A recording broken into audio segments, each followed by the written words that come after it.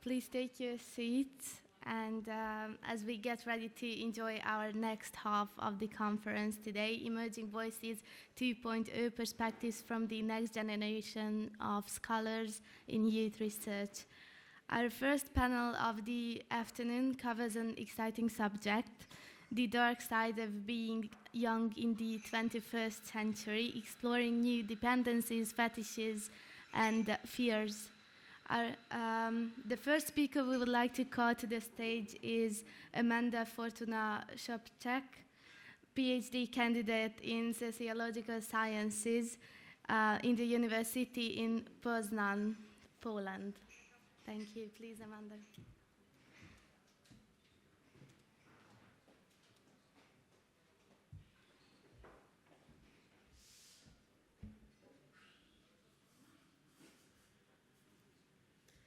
Hello everyone.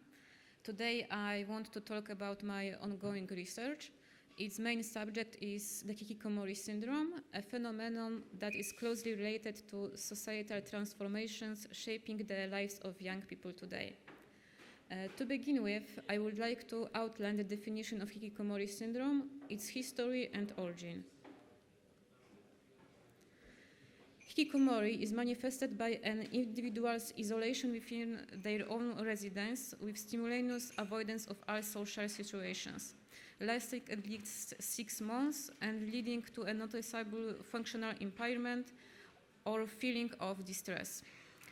It occurs most often among young people, adolescents, and young adults.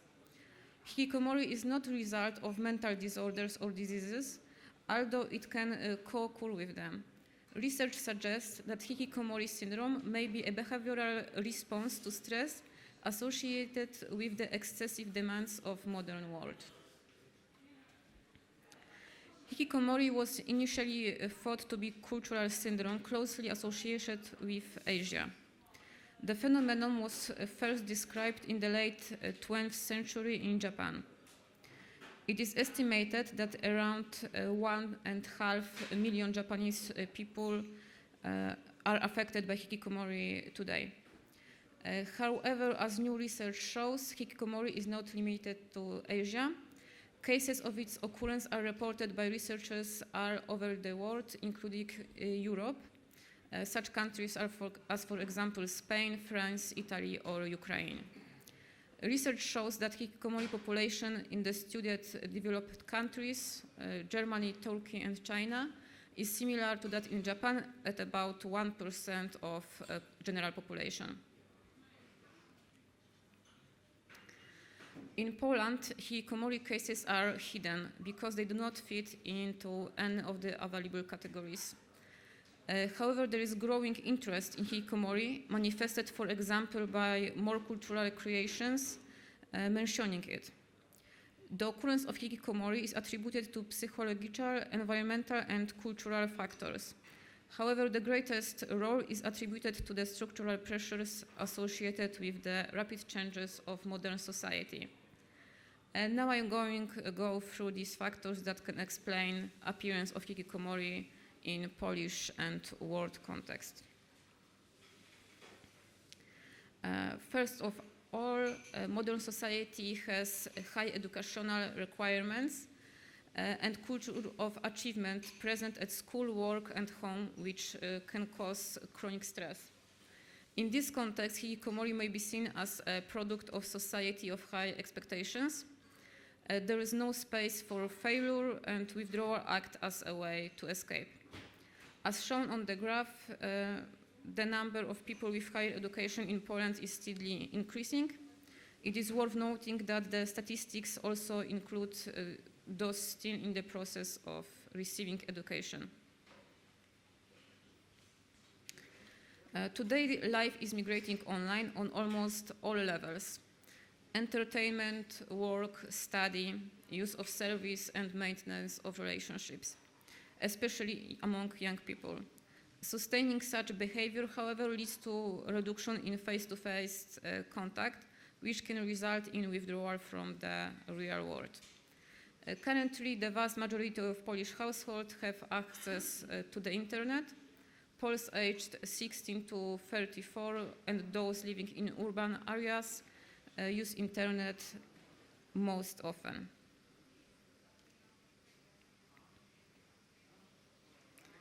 Next contributing factors are experiences of violence and quality of family life. 2/3 of Polish adolescents between the ages of 11 and 17 have experienced violence in their lives. Almost 1 in 4 adolescents reported experiencing emotional neglect from family. In addition, nearly 1 in 2 students report a lack of trust in other people, including family, and 1 in 10 feel unloved by their parents, which may indicate a dysfunctional family environment.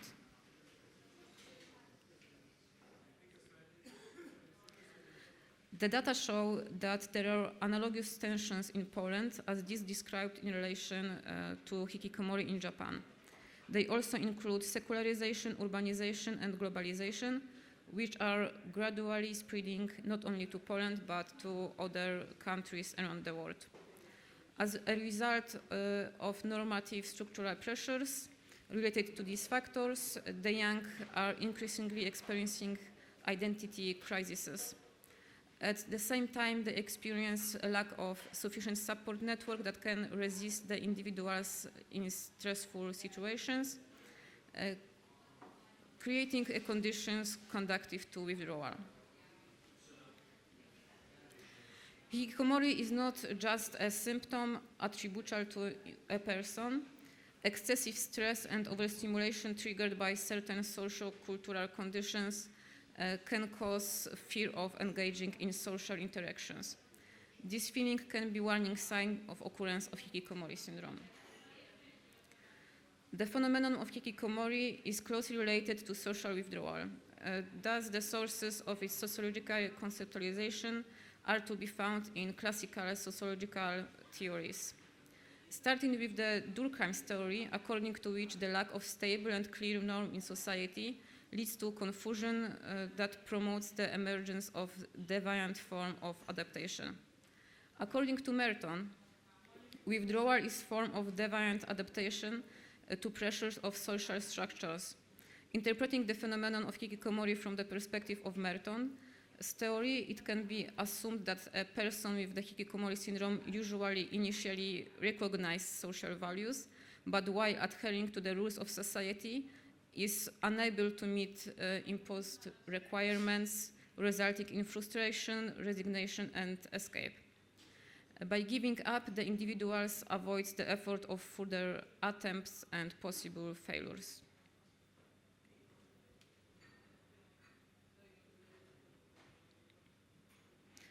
I believe it's... Oh? I can't change the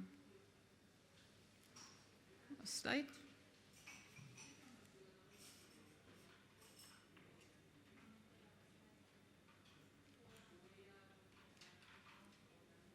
In any direction.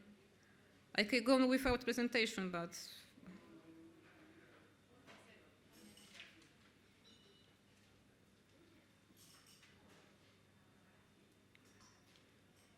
okay, it's fine now, I think. Yes, thank you. I believe it's worth referring to the actor network theory to complement Merton and Durkheim's theories. ANT allows us to treat withdrawal as an actor with agency, interacting with social actors and other network elements.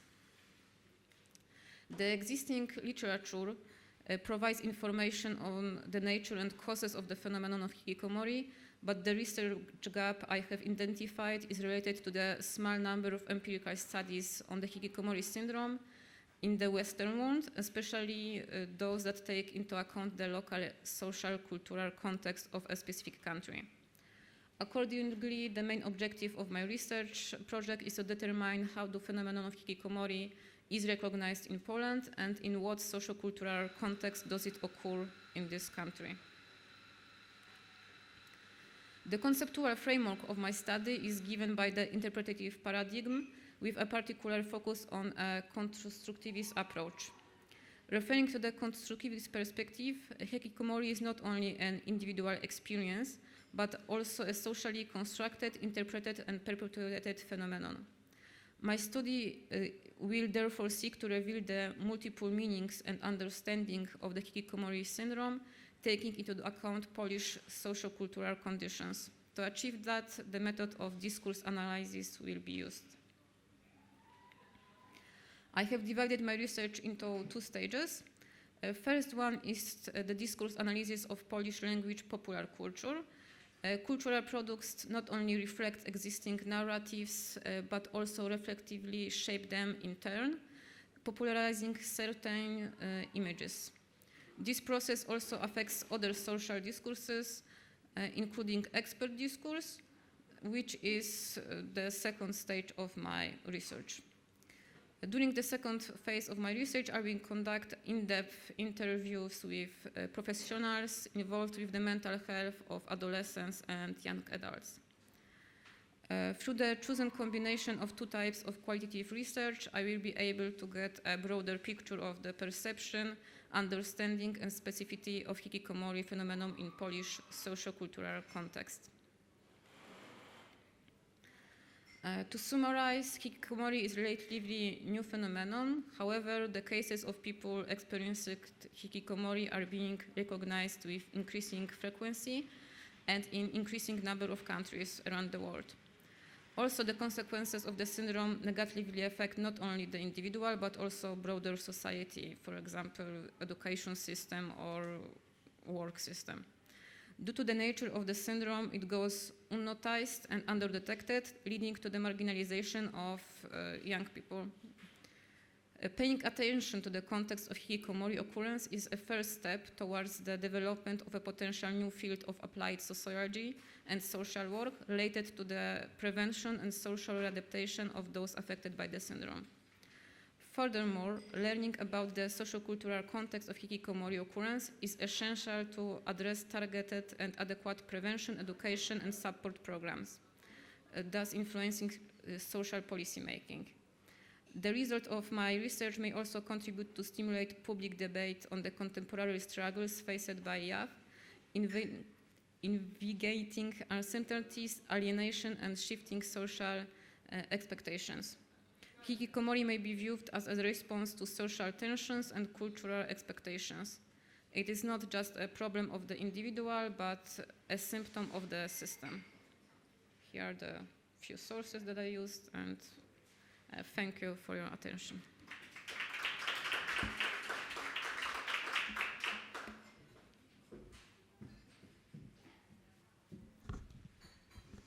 Thank you for your presentation, Amanda. And our next speaker in this panel is Dr. Namate Sande, research scientist at the University of Glasgow, United Kingdom, focusing on research on migration, disability, gender, youth, and religion.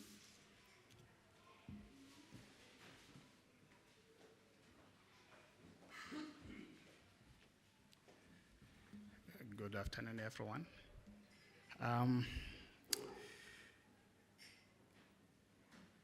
My topic today is a very experiential, emotive, and a reality, which is coming timely soon after lunch. So we are jumping straight into the data side of realities of life. I want to talk about the young youth who are migrants, particularly those from Africa. Just coming into a context, you're a young person, then you're just carrying something that is bigger than yourselves. So we are going to be talking about, oh yes. Okay, all right, thank you. So it's a broader subject that we are dealing with. It's a research that we have got a grant that we are working on. And we're at a stage of now writing outputs, and I'm just going to extract a few of some of the findings and the data side reality of the young people. So the UK is it's one of the most multicultural contexts where many races, ethnicity, age groups you can find. But in terms of the young people, we have got about 2.5 million people who identify themselves as with African background. Amongst those ones, is 40% of them are the young people. It's a growing population. And in all studies, you realize that there's a lot of, we can't do away with migration.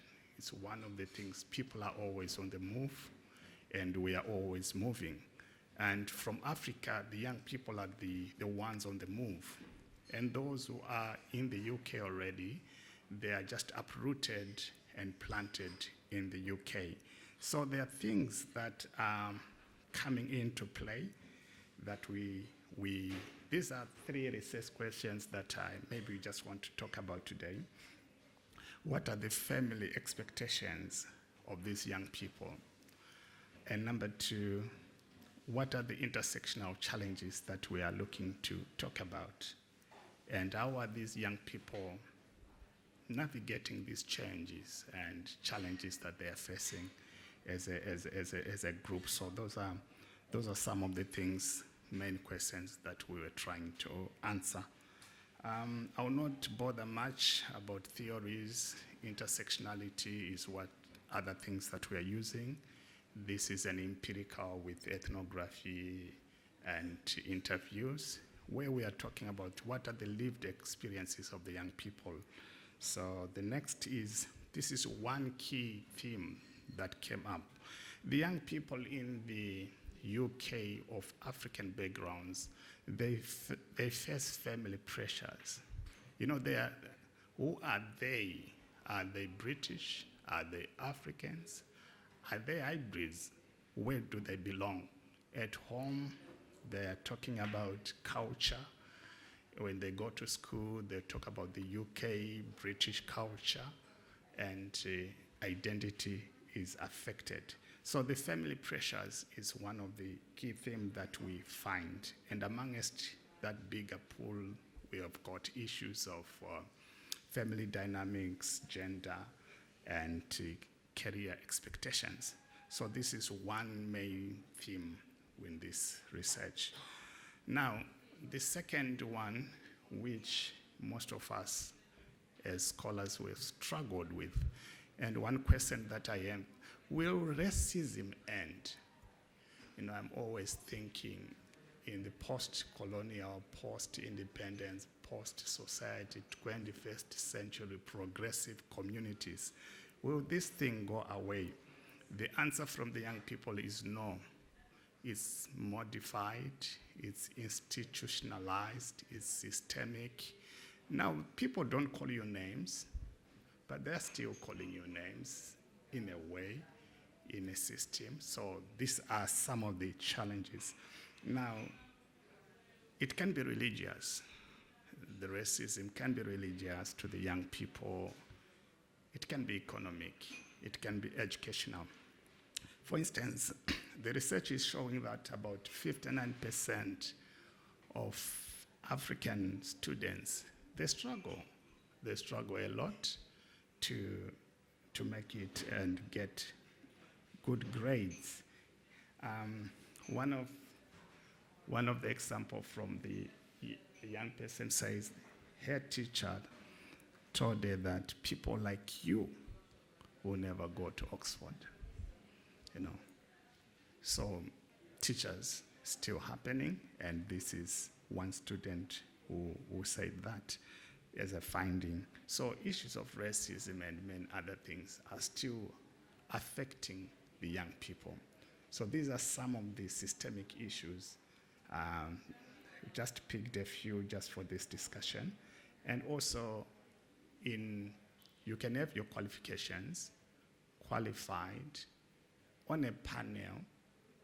Just your name says a lot, says other young people.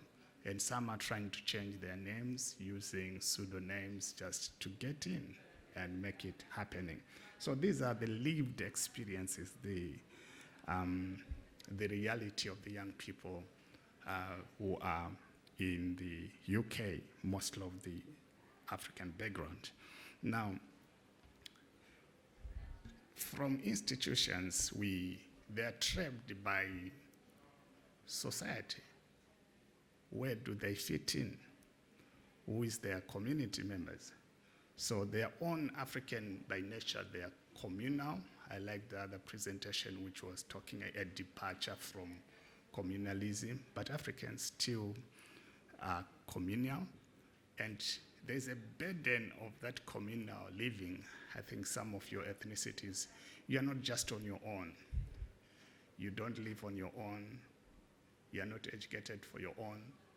You have got a bigger picture. Family is not just me and my kids. Family is everyone. So they've got a burden of a cycle, African cycle, where one has to do what was done to them.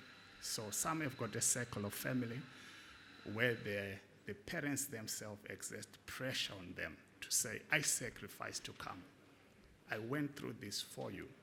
So you have to do this. You have to achieve that. So there's that burden of an African family. It's weaved. So young people, they've got pressure from also within. Even career-wise, most young people of these, they are still reliving their parents' career, their parents' desires, or they do jobs. For example, it's so easy in the UK to find that most professions is nursing, which is easy. It's those jobs that are not really big up there. So there's that burden of the social relationship and the community. So these are young people. Their lived experiences. Now, what are the impacts? Number one is the mental health issues. It's getting huge. People are suffering. The young people, they've got these, so they are talking about it. The pressures, they're going into a dark world, dark reality because of some of the issues that are not of their own, so that are created by barriers and things like that. And they feel they can't let a nation down because the start of a African is not only for themselves, it's nation. It's like this girl said, if I fail, it's like I'm failing all black people, So they carry this huge luggage on top of, so trapped into mental health issues.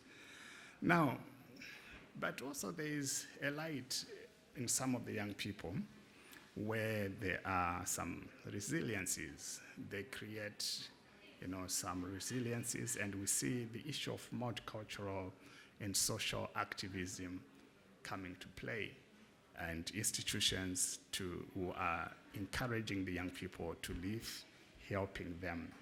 And we see them also, churches. Religion is quite huge. I think there's one scholar named Mbiti. He says an African is notoriously religious. He takes religion everywhere he goes. And religion is still vibrant. Even in the UK, you find out that the African churches, perhaps Europe in some parts, they are vigorous, and also Islam as well, very expressive, which is unlike the European Christianity, which is kind of now inwardly, but the African. So churches are also outlets where these young people are coming in to, maybe empty what's the pressure from within. I will not spend much time on digital community, which most of my colleagues have talked about. They've got other spaces that they're creating where it's a virtual live community where they spend time. They don't sleep, the young people. I don't know here, but in the UK, their cycle is different. They wake up at 10 p.m., then the whole night on the social media, then they sleep around. So it's kind of a change of a cycle. I don't know how they do that, but they've got another virtual world. But there are also traps within those ones. But some are also, active socialites who are also encouraging with good speech to the young people, and it's kind of bringing a good light to them. And social media is quite a very handy outlet that the young people are using to communicate and to learn and to challenge each other as well. So we've got quite a huge data showing how social media is a very powerful tool that they are using to make sense of what's going on in their lives. Aspirations. So the aspirations, what is it that they aspire? Education becomes one key tool. Again, it comes to them and say, one Eritrean student said, education is my weapon against stereotyping. So they still aspire.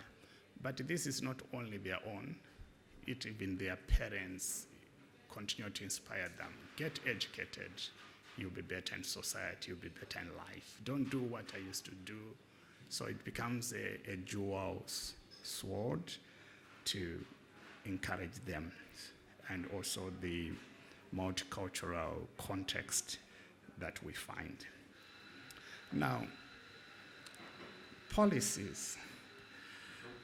You always agree with me, friends, that the issue of policies, especially for migration, is getting worse. You look around big presidents and big nations, so the issue of policies is very key. But to a young man, how much do these policies matter to them? Does it help them? Does it make sense to them? So policies are designed for who? Our findings show that we did most of our literature review work and using critical discourse method, we find that policies are never intended for the young people. There's very less things to talk about in policies, especially targeting the young people. And I'm so glad that even this institution, in our Glasgow University and other places, there is not much programs focusing on the young people.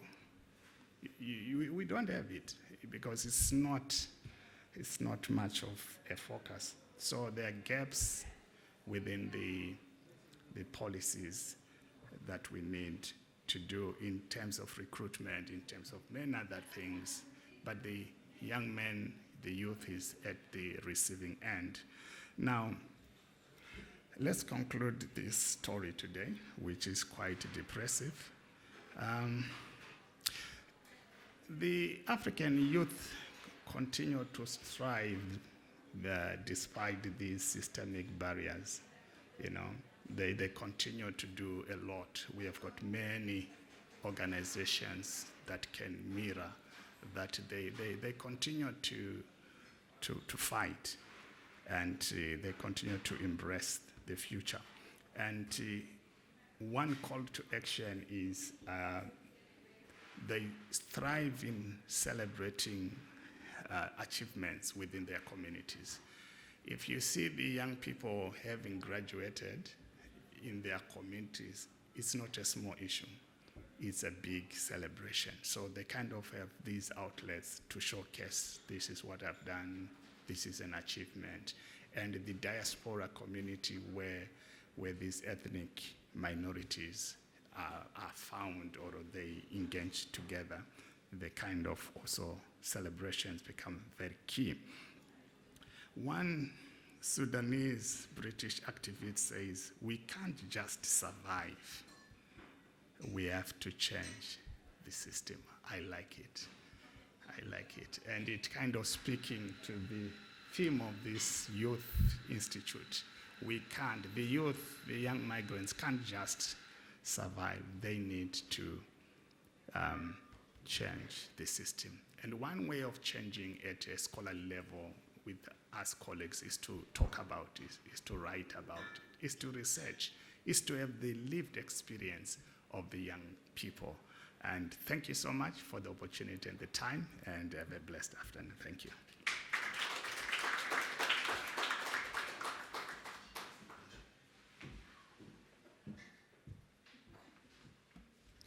Thank you for this insightful presentation. And the last presentation for this panel today will be by Ignacia Sierra Gonzalez, PhD candidate at the University of Sussex.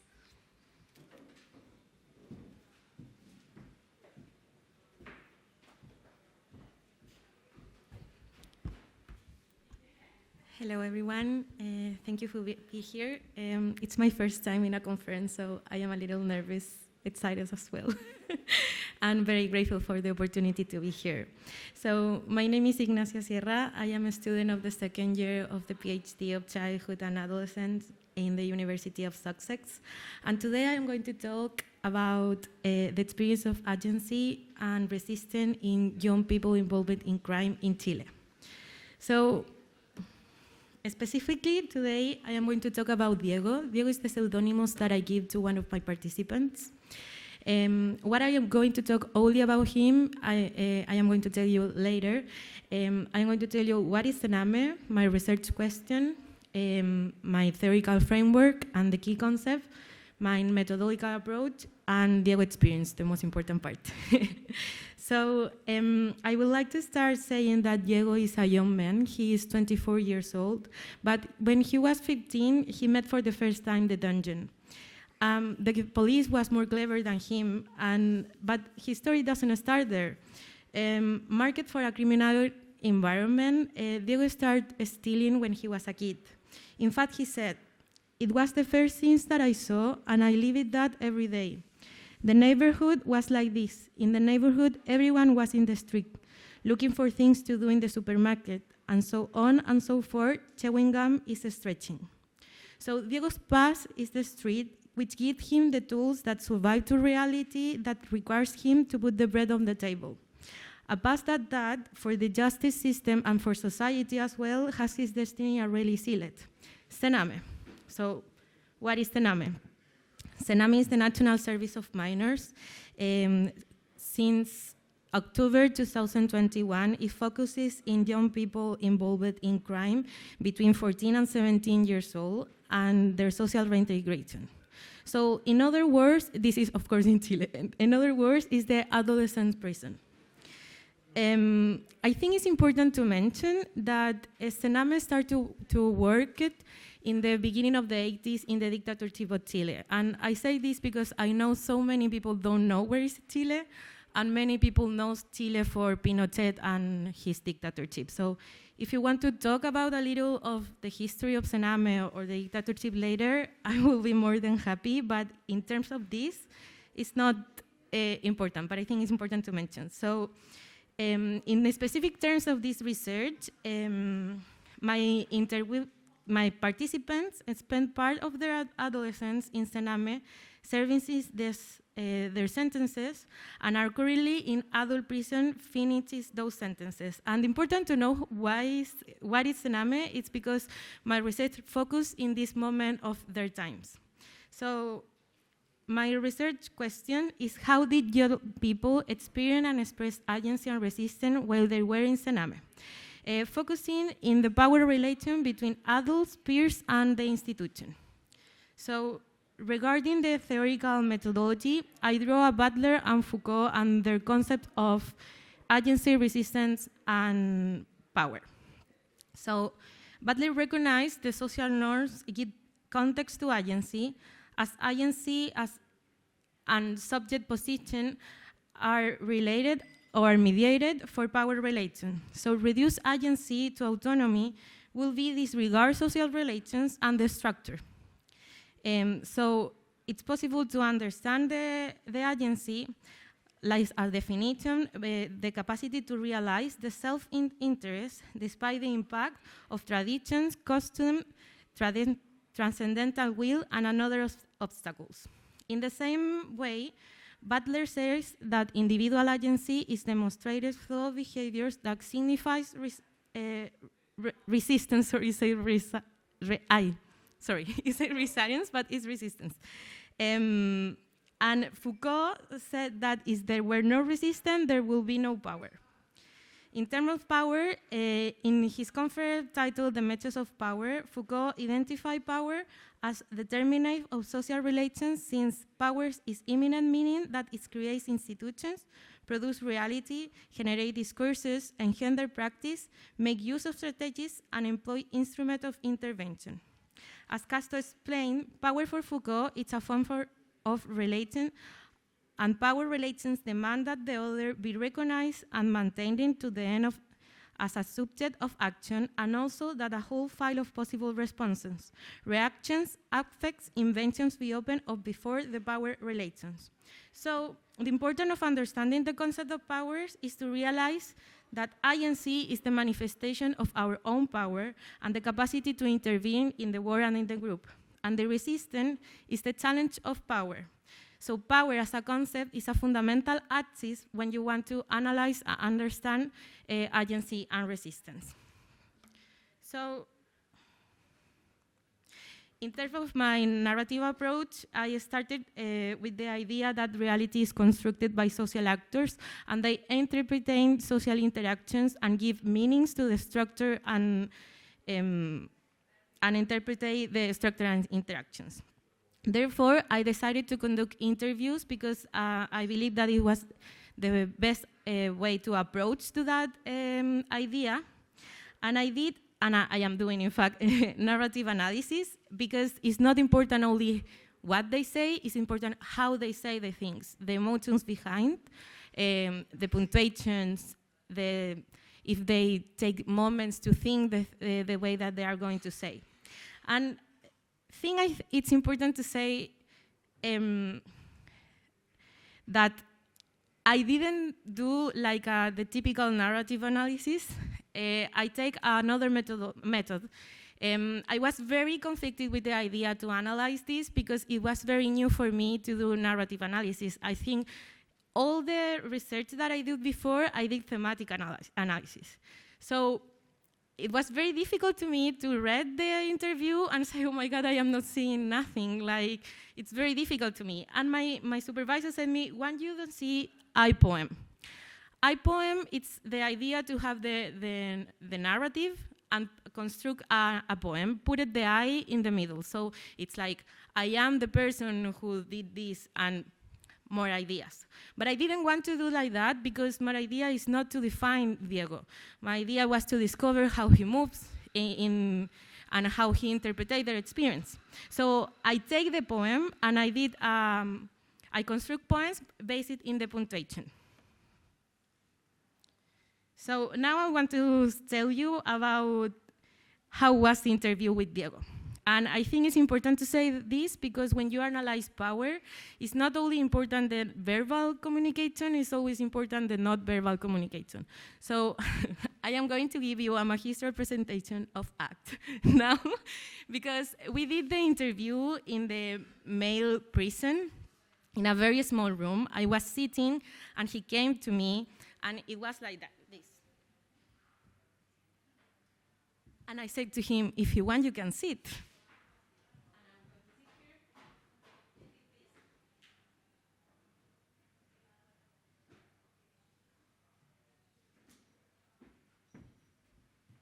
I was completely scared. I never feel that kind of things doing an interview. And he said to me, what do you need?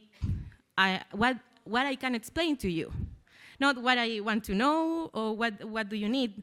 Like, I am going to explain you what happened here.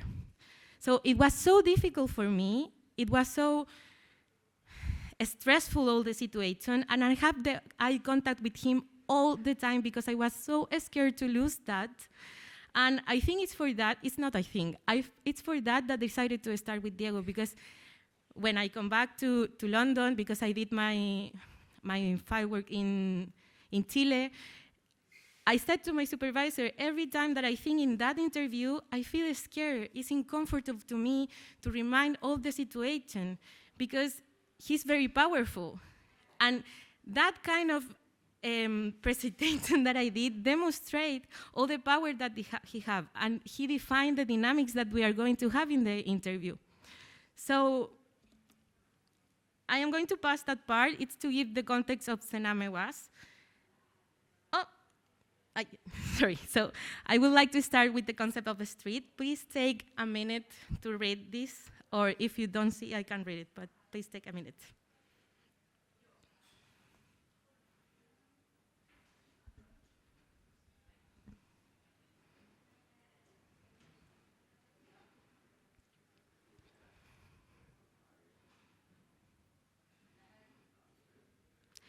Do you prefer that I read? Okay, so I asked to him, hey, but I want to know if you had a space to give your opinion. That it's given, that it had to happen, earn it. Wherever it doesn't earn it, it's there. Doesn't have an opinion, doesn't speak, and that's it. And how do you earn it? By fighting. But that with your peers? Yet with people fighting, thinking about what you had in the street, and about what do you in the street and what you have on the street. It all depends on the other person. How are you talk inside, how you are inside. All of that comes if you are, from what you do on outside. I mean, in the end, to one who had more street is one way or another, was the one who had more respect or more voices. You had more of a word when you are in the street. You are not on the street because you have a stable roof to live under. If you have a stable roof over your head, you are why are you on the street? Sorry for reading like that. So we are going to see that for Diego, the street is not only identity. A street defines the social codes, the hierarchies. The experience of a street gives to Diego the positionality and status, because kill somebody is not the same to steal a supermarket. Diego tried to find with the street the autonomy. And the idea of the street is how this idea of how it's the street and how the experience of the street, it's going to define how he related with others, and not only with the parents, their peers, also with the adults. Because the street experience gives it to him all the tools that he needs for survive to hostile environments. And the expression of agency for Diego is determined for this experience. So Diego looks and tries to put the street always in the institution, because for him the street is more legitimate than the institution itself. Now I want to talk about the group. I am going to read that. In the city, how were the social relation group? If it's not no, it's close. If you have people in common in from the word, so there will always be another person who is in from the word, about leaders. And how did this dynamic come about? It was measured by strength more than anything else. At least that's how I am. I don't get carried away, so I think that's more because of my conflicts, my fights that I have had. Because I can't stand it when somebody comes to tell me what to do or not. That doesn't happen. But for example, did your peers tell you what to do? No, it's just that they knew. But there was always some who tried his luck and didn't know it. So you had to teach them, tell him. That's part of it happens. So it's possible to see here a relational Diego, and all the things when he tried to do meeting points, they are marked for the street. Because for him, to have a street is a condition for share. Because it's the way that he have to understand different words or different experience. Because they share poorness, crime, violence. So the way that he have to relate it, it's because for the street. And the way that he established links, it's for the dynamic and for the goals in the street and not for the goals in the institution. So by saying that he does not let him go,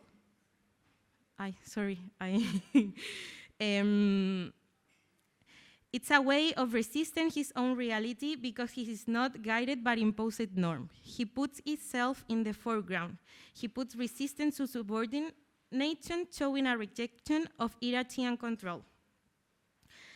One of Diego's ways of resist power is measuring forces, thereby defending his autonomy and demonstrating his own power. And by teaching his strength, he is exercising power over his own environment, influencing the dynamics of the group, manifesting his agency and his resistance, since by teaching, by educating about who he is and what his limits are, there is also a power transaction in which he affirms his positionality of authority. And lastly, the point with adults is, and with the adults, with the caregivers, workers of the place. I just did what I had to do, what I found was right for me. And if they supported me, well, and if they didn't, and if not, no more. Well, it was difficult for me when I came to live here to have the support to these people, because I am not used to it. The street didn't receive the advice.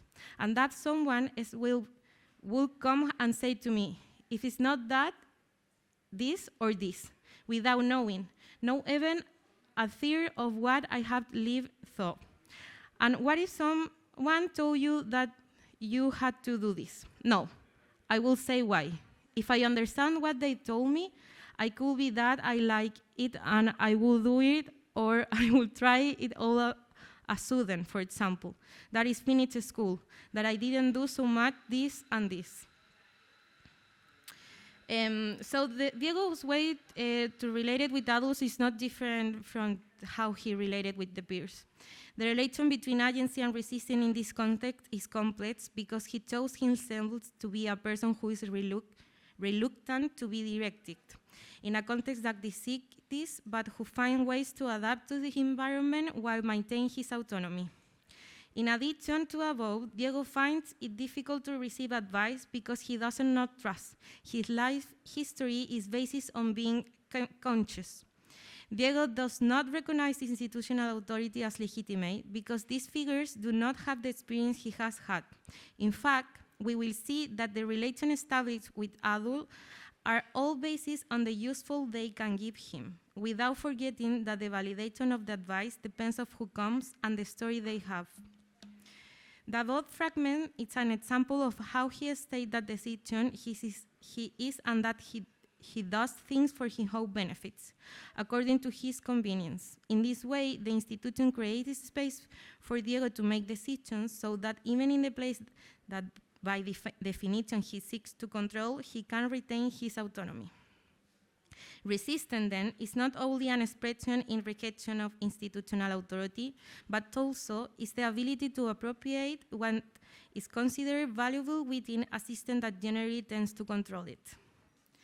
Finally, in conclusion, analyze from perspective of power shows how the dynamics of agency and resistance are deeply conditioned by the power structures surrounding the interviewee. Power manifests itself in the constant struggle to maintain control over one's own identity, relations, and environment in a restrictive space. Resistance emerges not only in a passive response to oppression, but as an active act of asserting autonomy. Despite the forces that limit their capacity for action, young people find ways to resist and exercise power over their life through their personal autonomy, their social relations, and their responses to authority. Thank you.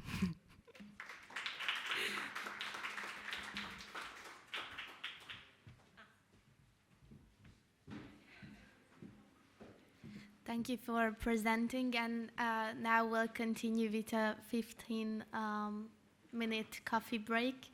So there's some sweets for you, and then please come back after 15 minutes here.